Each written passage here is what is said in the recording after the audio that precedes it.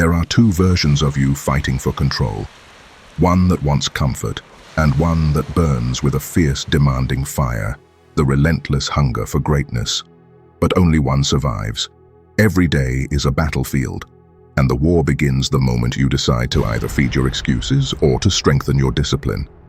The weaker you, the shadow self addicted to the familiar, whispers, "Just 5 more minutes."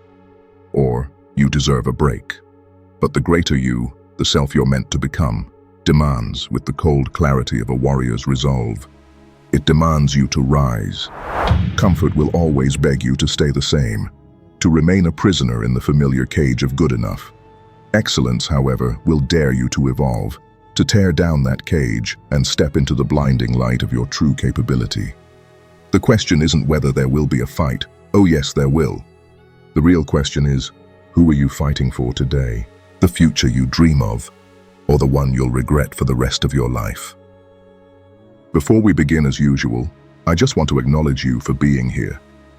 Life can feel heavy, confusing, and overwhelming at times, and choosing to listen, reflect, and seek growth is something many never do, so thank you for showing up for yourself today. My ultimate goal is to bring out the best version of you, transform your mindset by challenging wrong illusions and perceptions, inspire positivity to the degree that you experience a mind shift, exponential growth, and you begin to live intentionally. So, before we dive deeper, please subscribe, like the video, and leave a comment below. Thank you for always engaging with the content. I see that we're making a difference, even if it's small. Keep the comments coming in. I read all of them. Thank you so much for your support. Now, let's begin. This is your inner war. And the first lesson from the battlefield is this: excellence is not perfection. It is an act of defiance against mediocrity. Consider the story of a man. His name is Mike. Mike is a coder. He's good. Not great, but good. His code works. His boss is satisfied. He gets a decent paycheck. Every evening he clocks out, eats a ready meal, and spends 5 hours zoning out on his phone. He has a recurring dream: to build a software application that solves a major problem in his industry. He's had the idea for 5 years. Every weekend, he tells himself he'll start. But the couch is too soft. The Netflix episodes are endless. The thought of that intense, grinding work, the research, the failures, the hours of debugging, feels heavy. He chooses the comfort of his routine. He tells himself, "I'm tired. I worked hard today. This is enough." He is choosing the comfort of what he is over the difficult potential of what he could become. Let's talk about this silent enemy called comfort. It is the most dangerous word in the vocabulary of greatness. It doesn't arrive as a villain with a weapon, but as a disguised killer wearing the soft cloak of "you're okay." It is not the same as rest. Rest is necessary to recharge for the next battle, while comfort is the killer of discipline. Comfort is a sedative for the spirit. It quietly convinces you that the effort required to grow is simply not worth the short-term pain. It doesn't ask you to quit everything. It just asks you to settle for less effort, less intensity, and less accountability. In doing so, it slowly suffocates your will to strive, replacing your fierce commitment with a gentle, eroding apathy. The real danger of comfort is that it creates a psychological addiction to ease. Your body and mind are wired for efficiency. You are naturally designed to find the shortest distance between 2 points, and comfort exploits this. It floods your system with the subtle, easy dopamine hit of non-resistance. Every time you choose the familiar routine over the challenging new task, every time you choose the screen over the notebook, you reinforce this neurological pathway. You become a junkie for the immediate, effortless reward. This addiction to ease blinds you, making the necessary struggle of discipline feel like an unbearable burden, when in reality, it is the only path to true self-mastery. Therefore, you must stop viewing laziness merely as weakness. It is a seduction. Weakness implies a lack of muscle, but seduction implies a powerful, intelligent lure. Comfort is a master manipulator. It often disguises itself as self-care, balance, or the idea that you've earned it, even when you haven't. It exploits your need for validation and rest, leading you to an endless cycle of delaying effort. This seduction is far more effective than brute weakness because it uses your own good intentions against you, convincing you that avoiding the difficult task is a moral, sensible choice, when in fact, it is you surrendering your potential. The ultimate cost of this surrender is the slow death of your advantage. Excellence requires friction. It demands that you constantly rub against resistance to sharpen your skills. Comfort removes all friction. It keeps you dull, soft, and fragile.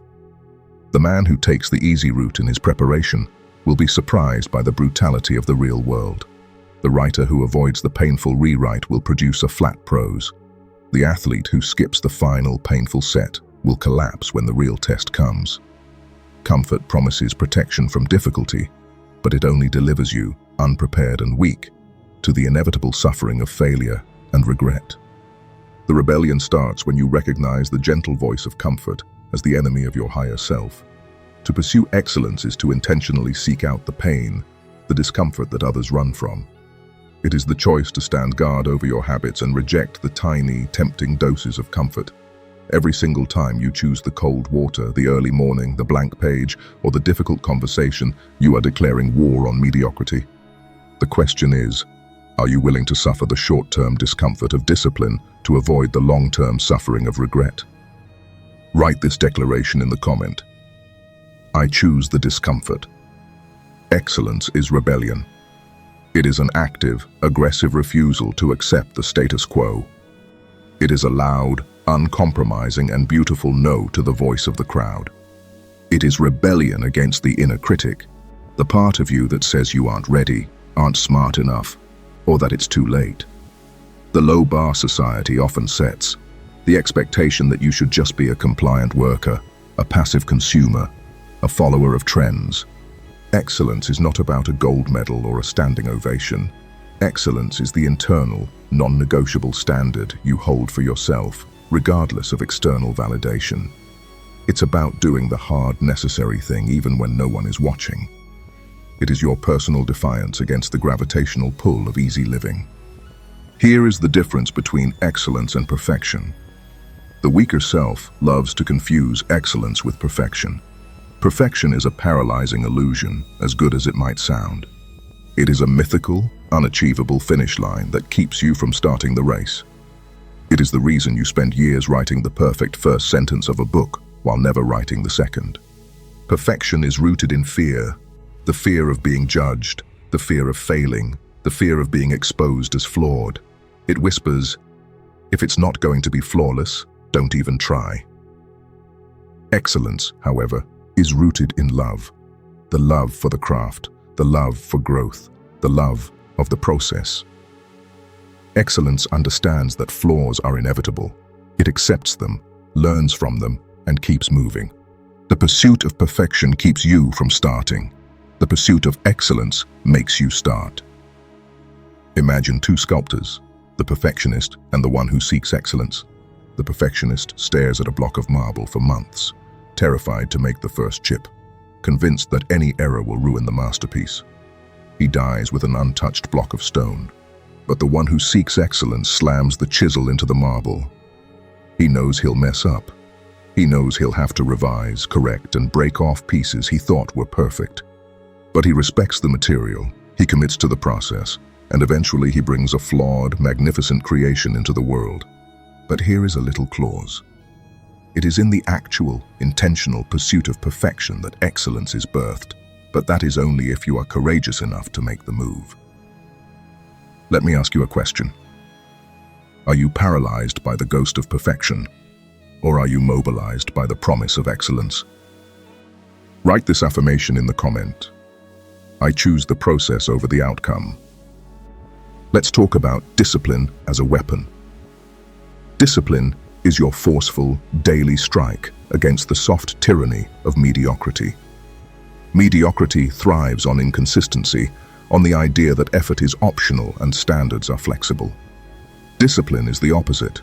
It is the rigorous, non-negotiable commitment to a chosen standard.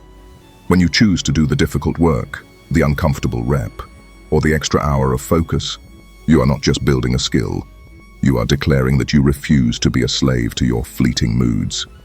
Every time you enforce your own rules, You are winning a small, crucial war against the default state of settling for less. This act of enforcement becomes critical because motivation always fades. Motivation is an emotion, a burst of energy that comes and goes like a summer rain. You cannot build a castle on something so unreliable. Discipline is what steps in when the feeling is gone. It is the cold, hard decision that says, the goal remains the same, regardless of how I feel right now. Showing up when you are tired, bored, or uninspired is not about being a robot. It is about honoring your future self. It's about commitment, not comfort. The ability to perform high-quality work without needing the feeling to do it is the hallmark of true excellence. The core message here is absolute. Every act of discipline is a strike against the weaker self. Your weaker self is constantly trying to veto your ambition. It's the voice that whispers, "Wait until tomorrow," or "You deserve to cheat today." When you choose to sit down and work, when you choose the salad over the snack, when you choose the run over the couch, you are physically, mentally, and spiritually pushing back against that enemy within. You are training your will, making it stronger than your appetite for ease. Each strike reinforces your inner strength and makes the next battle easier to win. Discipline is also the essential ingredient for creating freedom. This might sound backward, but it's true. A person who lacks discipline is not free. They are bound by impulse, mood swings, and a constant lack of organization. They are perpetually chasing deadlines and putting out fires. The disciplined person, by contrast, establishes systems and habits that operate automatically. By submitting to the rules you set for yourself, you free your mind from the constant need to make hard choices, allowing you to focus your energy on higher-level strategic thinking and genuine creativity. Therefore, see discipline not as a punishment, but as the engine of your personal evolution. It is the single tool that transforms potential into reality. It is the bridge between the version of you who dreams and the version of you who achieves. The disciplined life is a powerful, intentional life, built day by day, choice by choice. Let me ask you another question. What small act of discipline can you execute right now to strike a blow against your weaker self? Write this declaration: my discipline defines my destiny. Let's talk about sacrifice. Sacrifice is not about losing something. It is about trading comfort for mastery. When you commit to excellence, you are essentially signing a contract with your future self. That contract demands that you give up low-value, immediate pleasures, the late night, the processed food, the gossip session, in exchange for a high-value, long-term reward. Every hour spent practicing a difficult skill is an hour not spent relaxing. This isn't deprivation, it's prioritization. You are saying, I value the creation of my masterpiece more than the feeling of being comfortable right now. Mastery is expensive, and comfort is the price you must pay to acquire it. You must understand sacrifice as an act of selection, what you choose to keep or kill. Your time, attention, and energy are finite resources. When you choose to protect a block of deep work time, you are killing the impulse to check social media. When you choose to dedicate your Sundays to building your business, you are killing the option of an aimless weekend. True sacrifice is not the haphazard throwing away of things. It is the surgical removal of anything that does not serve your highest goal. By deliberately selecting and protecting your priorities, you clarify your life's purpose and remove the distractions that keep you anchored to mediocrity. This brings us to the key principle. Every breakthrough costs something. You must pay the price. Whether it's a creative breakthrough, a physical transformation, or a financial success, it requires a payment in effort, time, and delayed gratification. The person who becomes excellent and achieves mastery looks back and doesn't see luck. They see the cost they paid in solitude, rejection, and willpower. If you are not seeing progress, it is often because you are attempting to get the reward without paying the price. The price is always heavy, but it is always fair. Furthermore, sacrifice is the best way to test the truth of your ambition. Many people say they want excellence, but their daily actions show they want comfort more. When you face the true cost, missing the party, waking up early in the cold, or enduring the pain of public failure, your commitment is revealed. If your desire for the result is not strong enough to overcome the pain of the process, then your ambition was only a wish.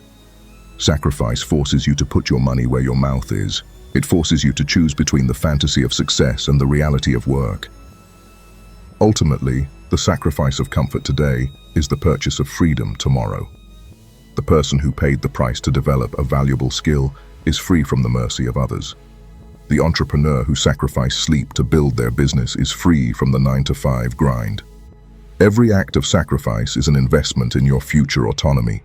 Stop asking what you have to lose and start asking what future you stand to gain by making the difficult sacrifice today. Excellence is not a flash of inspiration. It is the brutal consistency of effort. It's not about the one glorious breakthrough. It's about the 1,000 unglamorous hours of practice. The moment you commit to excellence, you commit to the grind. And the grind is painful.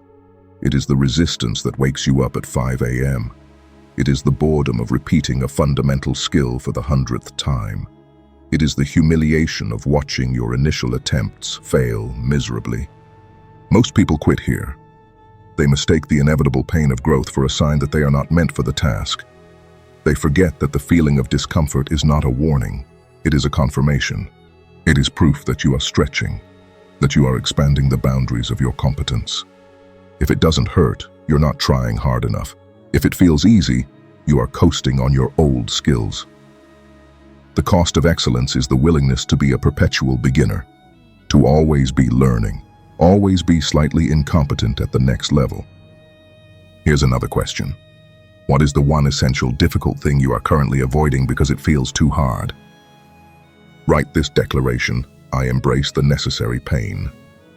The pursuit of excellence forces you to fight a two-front war. Front 1, the world. You must compete, you must deal with setbacks, you must handle criticism, and you must operate in a chaotic environment. Front 2, yourself. This is the more brutal war. This is the fight against your own lower nature, your procrastination, your self-doubt, your desire for instant gratification, and your addiction to comfort. You can have the best strategy, the greatest tools, and the perfect opportunity, but if you lose the war on the second front, you will fail. The external battle is just a reflection of the internal one. The man who can't keep his promises to himself will never keep his promises to his business partners. The woman who can't discipline her mind will never master her craft. Excellence is the result of winning the inner war daily. It is the ritual of showing up for yourself, even when you don't feel like it. Excellence as rebellion is not just about producing great work. It is about claiming your freedom. The man addicted to comfort is a slave to his fleeting emotions and desires.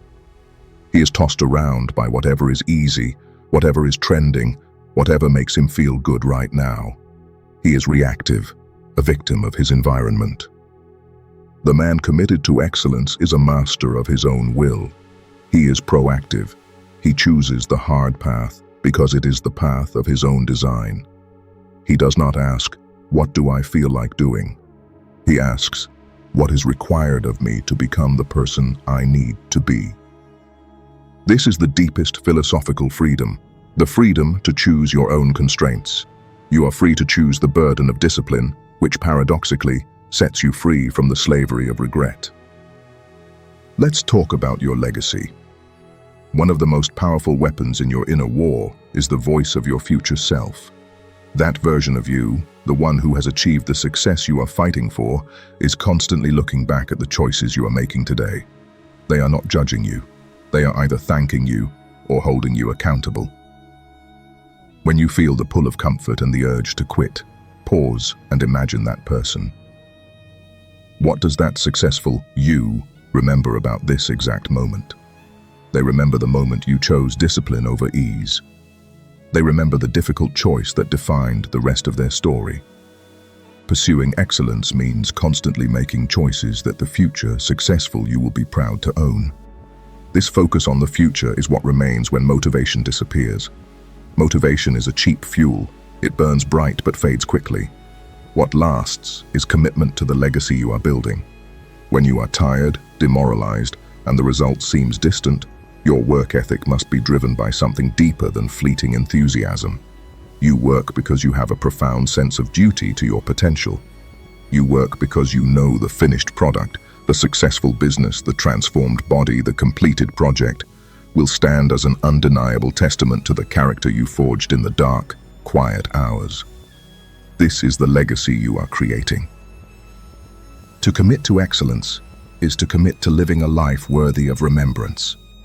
Not necessarily remembrance in the history books, but remembrance in the hearts of those you impact, and most importantly, in your own self-reflection.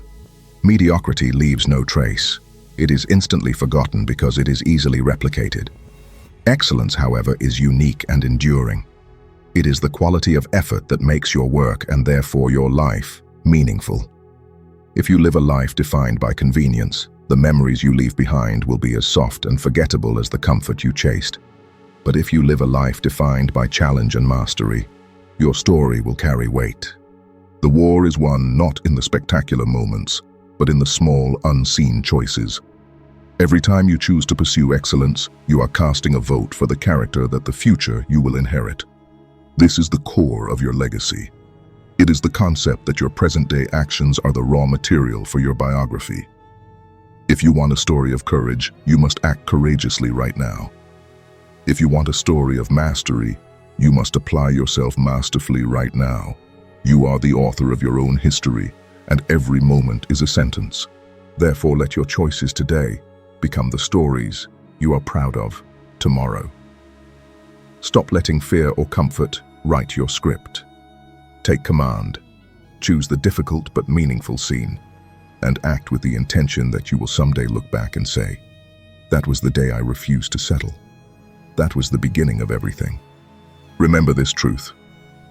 Excellence is not a state of being flawless. It is a declaration of war against the default state of mediocrity.